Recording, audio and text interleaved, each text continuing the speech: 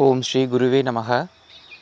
ஸ்ரீ ராகவேந்திரரின் அற்புதமான ஒரு மந்திரம், அனைவருக்கும் தெரிந்த ஒரு மந்திரம். ஓம் ஸ்ரீ பூஜ்யாய ராகவேந்திராய சத்யதர்ம ரதாய ச பஜதாம் கல்பவ்ருட்சாய நமகாம் காமதேனவே அப்படிங்கிறது. அந்த மந்திரத்தோட பொருள் பார்த்திங்கன்னா மிக அற்புதமாக இருக்கும். எந்த ஒரு ஸ்லோகத்தையும் மந்திரம் தெரிஞ்சு, அதாவது பொருள் தெரிஞ்சு நாம் சொல்லும்போது அதோடைய பலன் பன்மடங்கு ஆகுங்கிறது தான் ஐதீகம். பூஜ்யாய அப்படின்னா பூஜைக்குரியவரே, அனைவராலும் பூஜைக்கு தகுந்தவரே. ராகவேந்திராய, ராகவேந்திரரே, ராகவன்னாவே ராமன் தான். ராமனுடைய ஒரு சீடர் தான் ராகவேந்திர சுவாமியை நீங்கள் இந்த குருப்பீடத்துக்கு அமரணும்னு சொல்லியிருப்பார். ராமனே கனவுல சொன்னார் அப்படின்னு சொல்லுவாங்க. ஸோ ராகவேந்திரர் அப்படிங்கிற திருநாமம், வெங்கடராமனாக இருந்தவருக்கு ராகவேந்திரங்கிற திருநாமம் ஸ்ரீராமராலேயே கொடுக்கப்பட்டது.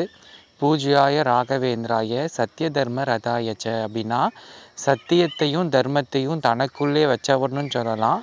தானே சத்தியமாகவும் தர்மமாகவும் இருக்கிறவர்னு சொல்லலாம். சத்ய தர்ம ரதாயச்ச பஜதாம் கல்ப விருட்சாய, யாரெல்லாம் அவரை பஜிக்கிறாங்களோ அவங்களுக்கு கற்பக விருட்சமாகவும், நமகாம் காமதேனவே, யார் அவரை நமஸ்காரம் பண்ணுறாங்களோ வணங்குறாங்களோ அவங்களுக்கு காமதேனுவாகவும் இருக்கிறவரே.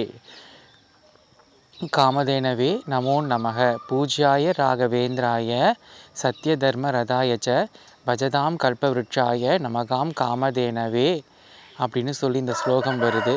ஸோ இப்போ என்ன விஷயம் அப்படின்னா, கற்பக விருட்சம் முன்னாடியும் காமதேனு பின்னாடியும் வருது. அதுக்கு என்ன அர்த்தம்னா, கற்பக விருட்சம் ஒரு மரத்தை குறிக்கக்கூடியது, காமதேனு அப்படிங்கிறது பசுவை குறிக்கக்கூடிய ஒன்று.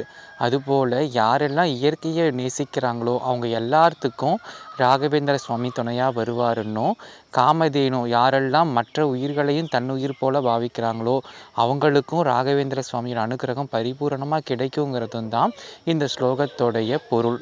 அடியேன் அறிஞ்சது. மறுபடியும் ஸ்லோகம் சொல்லலாமா? பூஜ்யாய ராகவேந்திராய சத்யதர்ம ரதாயச்ச பஜதாம் கல்பவ்ருட்சாய நமகாம் காமதேனவே.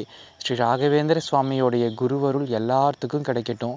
ஒன்றும் கவலை இல்லை, குரு இருக்கார் நம்ம கூட. ஓம் ஸ்ரீ ராகவேந்திராய நமோ நமக.